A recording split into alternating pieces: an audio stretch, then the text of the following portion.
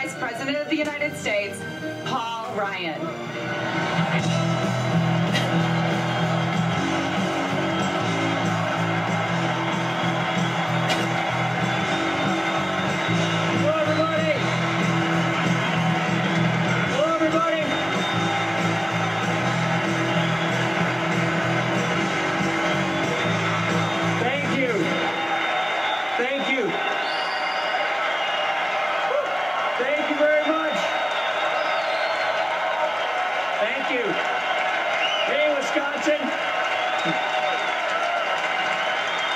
Thank you. Thank you. You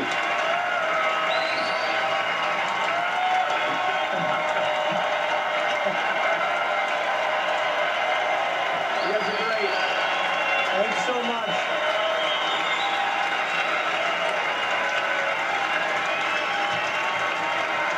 Thank you. Mr. Chairman, delegates, and fellow citizens, I am honored by the support of this convention for Vice President of the United States.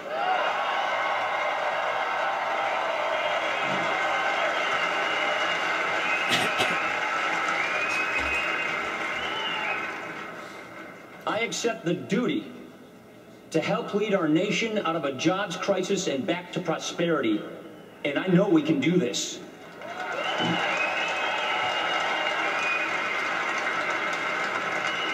I accept the calling of my generation to give our children the America that was given to us, with opportunity for the young and security for the old. And I know that we are ready. Our nominee is sure ready. His whole life prepared him for this moment, to meet serious challenges in a serious way, without excuses and idle words. After 4 years of getting the runaround, America needs a turnaround, and the man for the job is Governor Mitt Romney.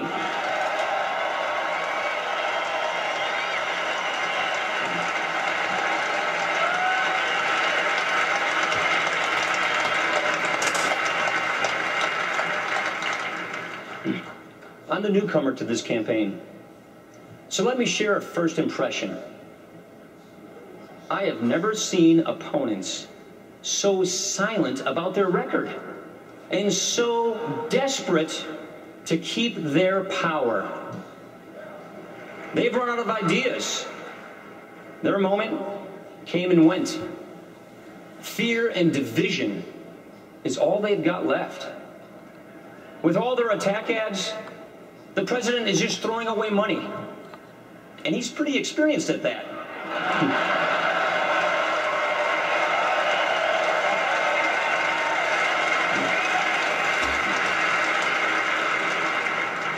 You see, some people can't be dragged down by the usual cheap tactics because their character, ability, and plain decency are so obvious. And ladies and gentlemen, that is Mitt Romney.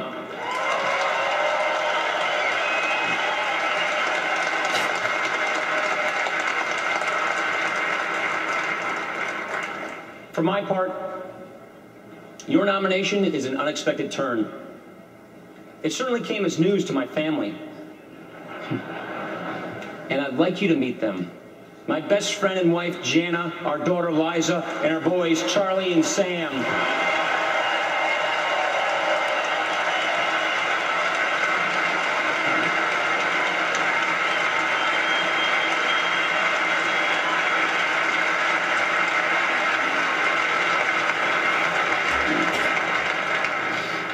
The kids are happy to see their grandma who lives in Florida. There she is, my mom, Betty.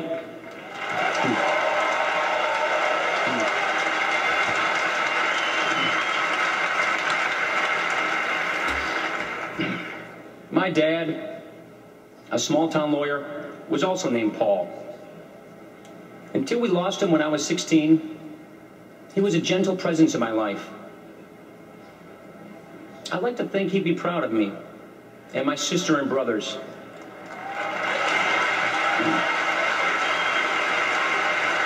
You know what? I'm sure proud of him and where I come from, Janesville, Wisconsin.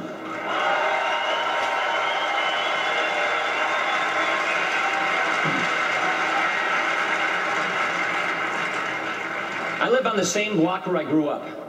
We belong to the same parish where I was baptized. Janesville is that kind of place. The people of Wisconsin have been good to me. I've tried to live up to their trust. And now, I ask those hardworking men and women and millions like them across America to join our cause and get this country working again.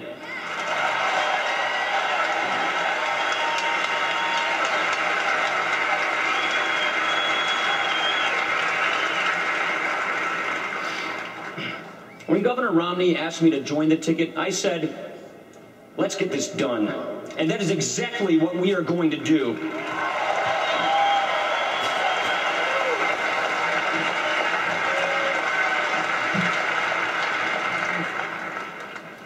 President Barack Obama came to office during an economic crisis, as he has reminded us a time or two. Those are very tough days. And any fair measure of his record has to take that into account. My home state voted for President Obama. When he talked about change, many people liked the sound of it, especially in Janesville, where we were about to lose a major factory. A lot of guys I went to high school with worked at that GM plant. Right there at that plant, candidate Obama said, I believe that if our government is there to support you, this plant will be here for another 100 years. That's what he said in 2008. Well, as it turned out, that plant didn't last another year. It is locked up and empty to this day. And that's how it is in so many towns, where the recovery that was promised is nowhere in sight. Right now, 23 million men and women are struggling to find work. 23 million people, unemployed or underemployed. Nearly 1 in 6 Americans is in poverty. Millions of young Americans have graduated from college during the Obama presidency, ready to use their gifts and get moving in life. Half of them can't find the work they studied for or any work at all. So here's the question. Without a change in leadership, why would the next 4 years be any different from the last 4 years?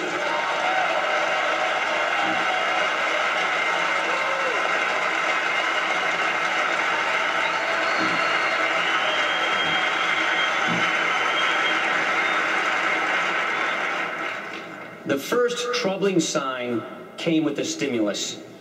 It was President Obama's first and best shot at fixing the economy, at a time when he got everything he wanted under one-party rule. It cost $831 billion, the largest one-time expenditure ever by our federal government. They went to companies like Solyndra, with their gold-plated connections, subsidized jobs, and make-believe markets. The stimulus was a case of political patronage, corporate welfare, and cronyism at their worst.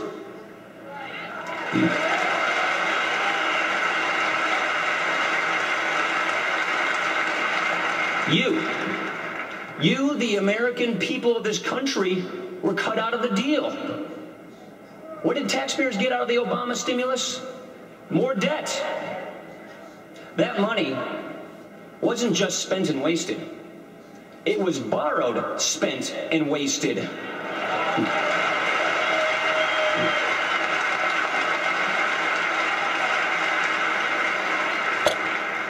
Maybe the greatest waste of all was time. Here we were, faced with a massive job crisis, so deep that if everyone out of work stood in single file, that unemployment line would stretch the length of the entire American continent. You would think that any president, whatever his party, would make job creation and nothing else his first order of economic business. But this president didn't do that. Instead, We got a long, divisive, all-or-nothing attempt to put the federal government in charge of health care.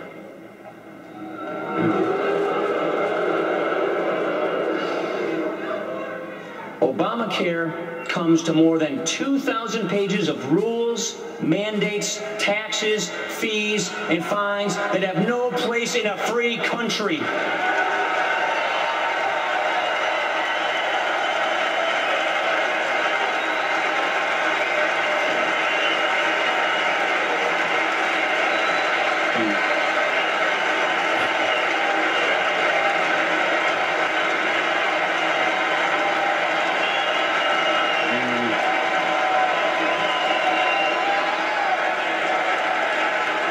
That's right. That's right.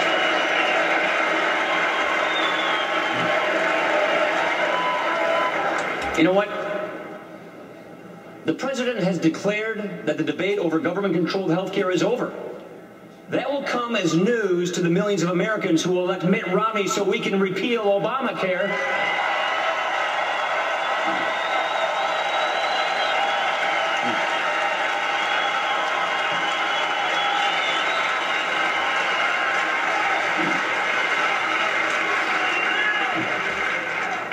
And the biggest, coldest power play of all in Obamacare came at the expense of the elderly. You see, even with all the hidden taxes to pay for the healthcare takeover, even with the new law and new taxes on nearly 1 million small businesses, the planners in Washington still didn't have enough money. They needed more. They needed hundreds of billions more. So they just took it all away from Medicare. $716 billion funneled out of Medicare by President Obama. An obligation we have to our parents and grandparents is being sacrificed, all to pay for a new entitlement we didn't even ask for.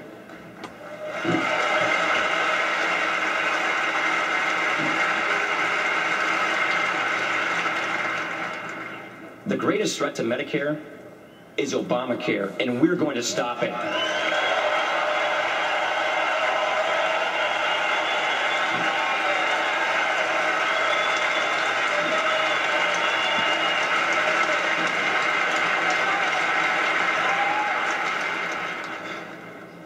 In Congress, when they take out the heavy books and the wall charts about Medicare, my thoughts go back to a house on Garfield Street in Janesville. My wonderful grandma, Janet, had Alzheimer's, and she moved in with Mom and me. Though she felt lost at times, we did all the little things that made her feel loved. We had help from Medicare, and it was there, just like it's there for my mom today. Medicare is a promise, and we will honor it. A Romney-Ryan administration will protect and strengthen Medicare for my mom's generation, for my generation, and for my kids and yours.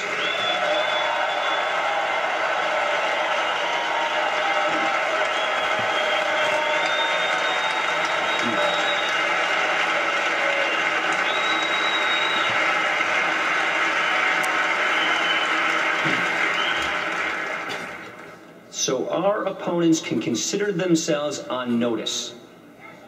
In this election, on this issue, the usual posturing on the left isn't going to work. Mitt Romney and I know the difference between protecting a program and raiding it. Ladies and gentlemen, our nation needs this debate. We want this debate. We will win this debate.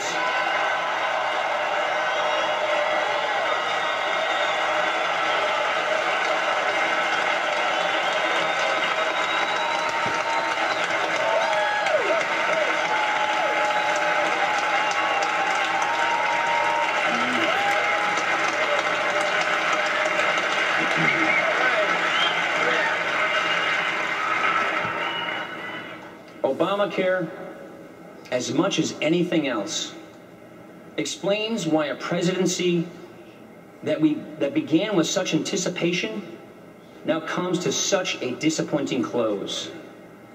It began with a financial crisis.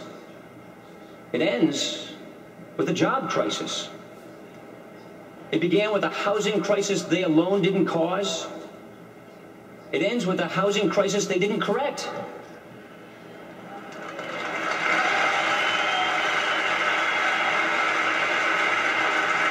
It began with a perfect AAA credit rating for the United States. It ends with a downgraded America. It all started off with stirring speeches, Greek columns, the thrill of something new. Now, all that's left is a presidency adrift, surviving on slogans that already seem tired, grasping at a moment that has already passed, like a ship trying to sail on yesterday's wind.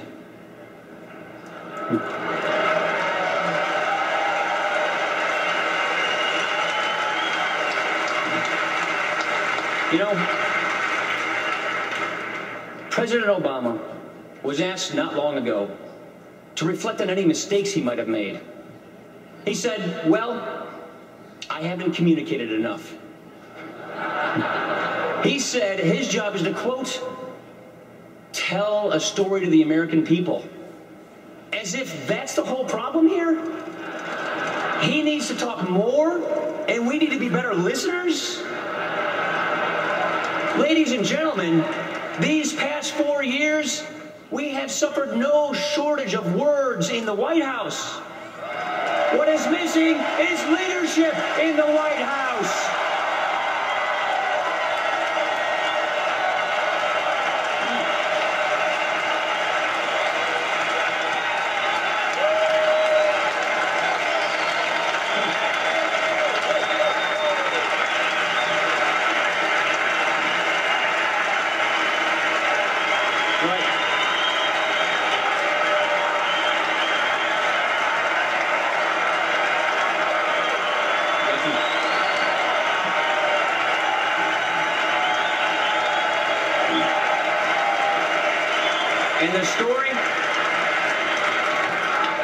And the story that Barack Obama does tell, forever shifting blame to the last administration, is getting old.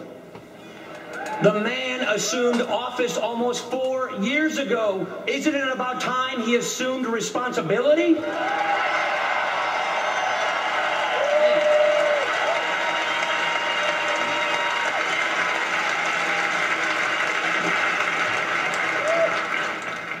In this generation, a defining responsibility of government is to steer our nation clear of a debt crisis while there is still time. Back in 2008, candidate Obama called a $10 trillion national debt unpatriotic. Serious talk from what looked like a serious reformer. Yet by his own decisions, President Obama has added more debt than any other president before him, and more than all the troubled governments of Europe combined. One president, one term, $5 trillion in new debt.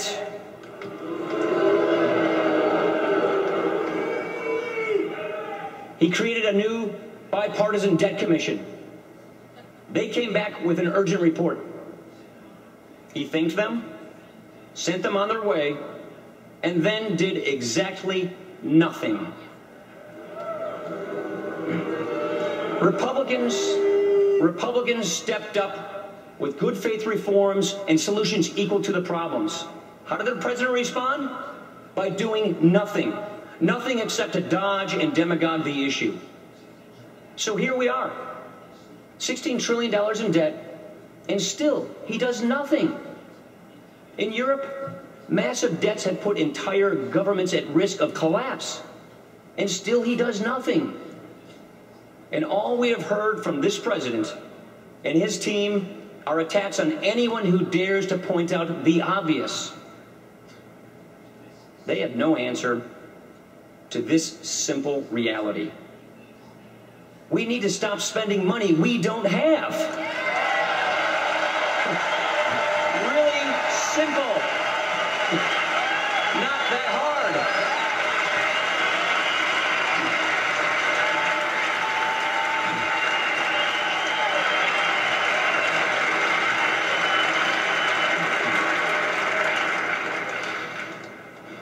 My dad used to say to me, son, you have a choice. You can be part of the problem, or you can be part of the solution. The President administration has made its choices, and Mitt Romney and I have made ours. Before the math and the momentum overwhelm us all, we are going to solve this nation's economic problems.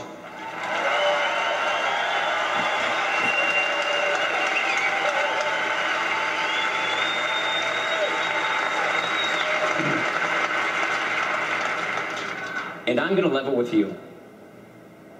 We don't have that much time. But if we are serious and smart and we lead, we can do this.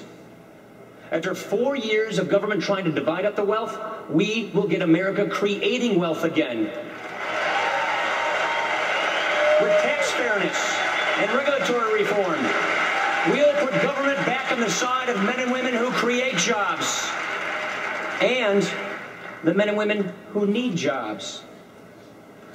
My mom started a small business, and I've seen what it takes.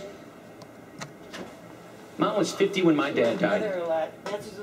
She got on the bus every weekday for years and rode 40 miles each morning to Madison. She earned a new degree and learned new skills to start her small business. It wasn't just a new livelihood. It was a new life. And it transformed my mom from a widow in grief to a small businesswoman whose happiness wasn't just in the past. Her work gave her hope. It made our family proud. And to this day, my mom is my role model.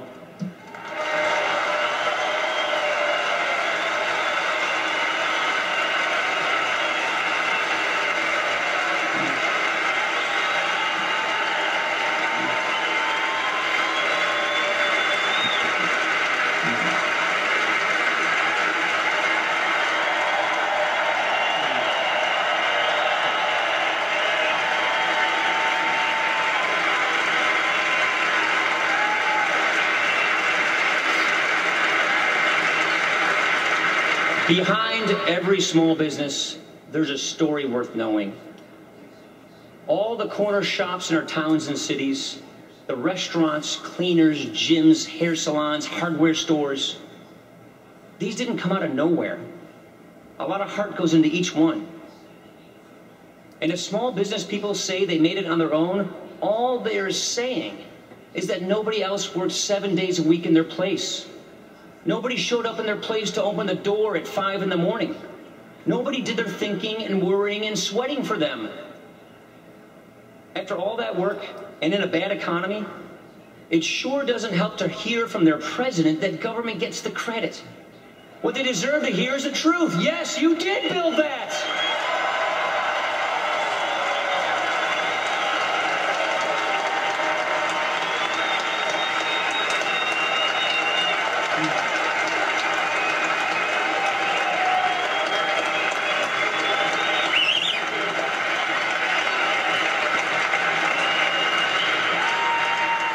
We have a plan for a stronger middle class with a goal of generating 12 million new jobs over the next 4 years. In a clean break from the Obama years, and frankly, from the years before this president, we will keep federal spending at 20% of GDP or less, because that is enough.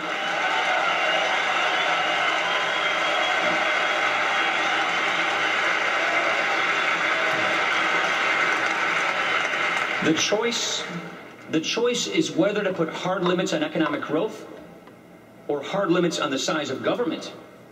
And we choose to limit government.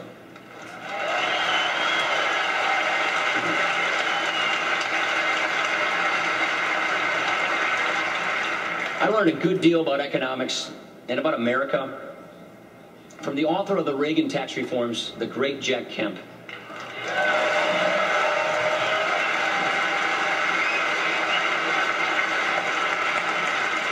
What gave Jack that incredible enthusiasm was his belief in the possibilities of free people, in the power of free enterprise and strong communities to overcome poverty and despair. we need that same optimism right now. And in our dealings with other nations, a Romney-Ryan administration will speak with confidence and clarity. Whenever men and women rise up for their own freedom, they will know that the American president is on their side.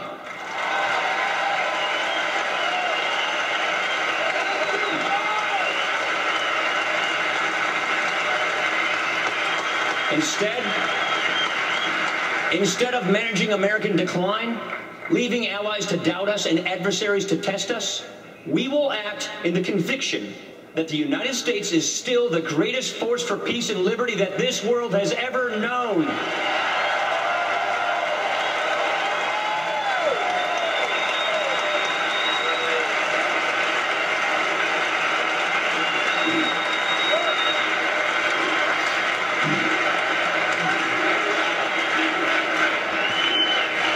President Obama is the kind of politician who puts promises on the record and then calls that the record. But we are 4 years into this presidency.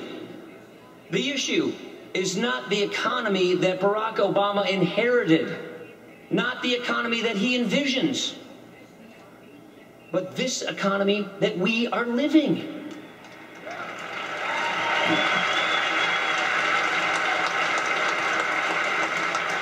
College graduates should not have to live out their 20s in their childhood bedrooms, staring up at fading Obama posters and wondering when they can move out and get going with life.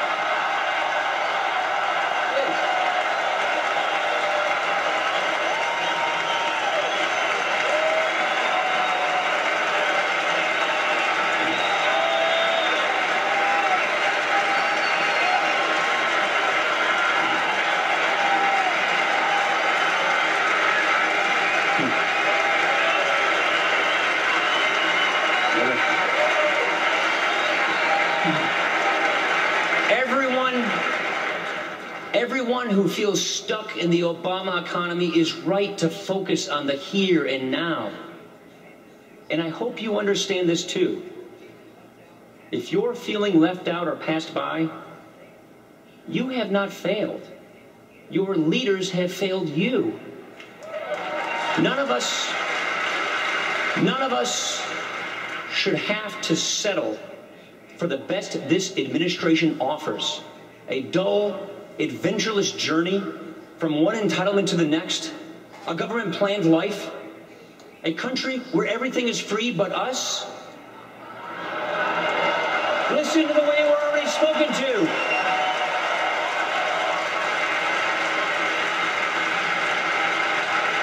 Listen to the way we are spoken to already, as if everyone is stuck in some class or station in life, victims of circumstances beyond our control, with the government there to help us cope with our fate.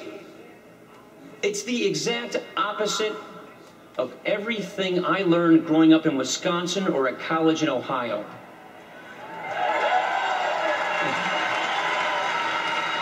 Now, when I was waiting tables, washing dishes, or mowing lawns for money, I never thought of myself as stuck in some station in life. I was on my own path, my own journey, an American journey, where I could think for myself, decide for myself, define happiness for myself. That's what we do in this country. That's the American dream. That's freedom, and I'll take it any day over the supervision and sanctimony of the central planners.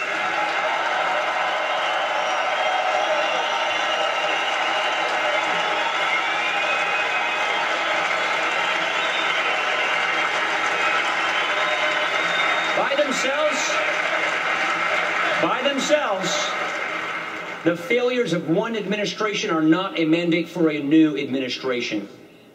A challenger must stand on his own merits. He must be ready and worthy to serve in the office of president. We're a full generation apart, Governor Romney and I, and in some ways we're different. There are the songs on his iPod, which I've heard on the campaign bus, and I've heard it on many hotel elevators.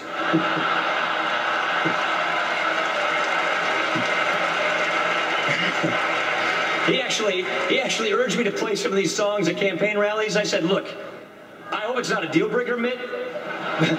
But my playlist, it starts with AC/DC and it ends with Zeppelin.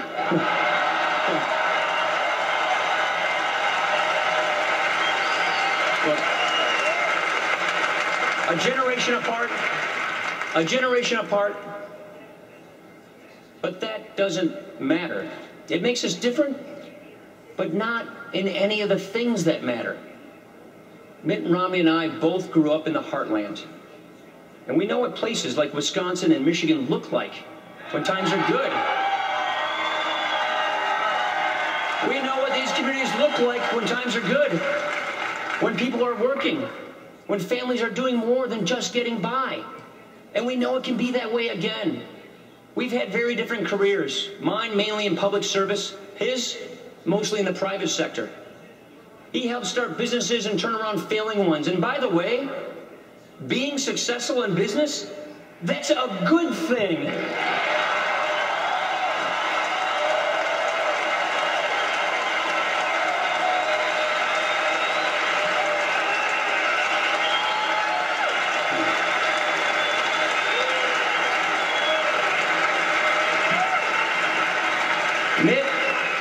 Mitt has not only succeeded, but he succeeded where others could not. He turned around the Olympics at a time when a great institution was collapsing under the weight of bad management, overspending, and corruption. Sounds kind of familiar, doesn't it? He was the Republican governor of a state where almost 9 in 10 legislators are Democrats. And yet, he balanced the budget without raising taxes. Unemployment went down. Household incomes went up. And Massachusetts, under Governor Mitt Romney, saw its credit rating upgraded.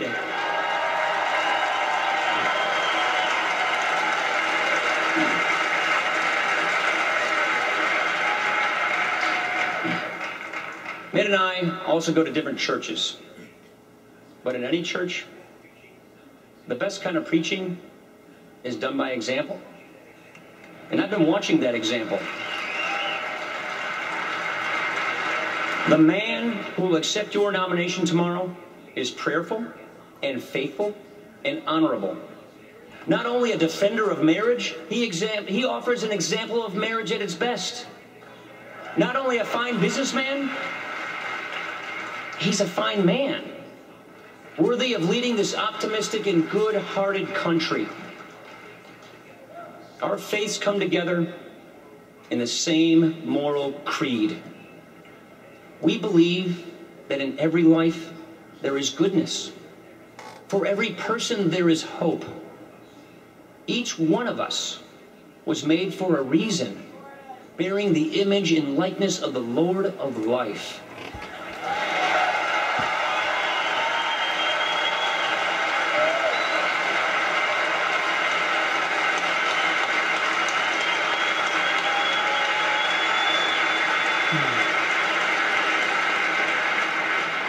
We have responsibilities, one to another. We do not each face the world alone. And the greatest of all responsibilities is that of the strong to protect the weak. The truest measure of any society is how it treats those who cannot defend or care for themselves.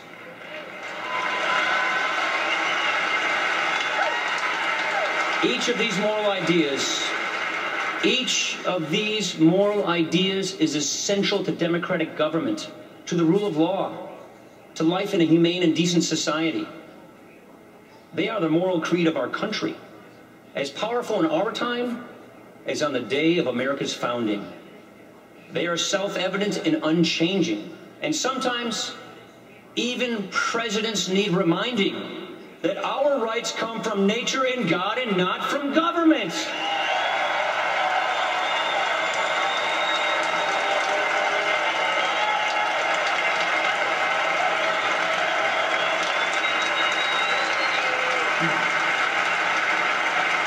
The founding generation secured those rights for us. And in every generation since, the best among us have defended our freedoms. They are protecting us right now. We honor them and all of our veterans, and we thank them.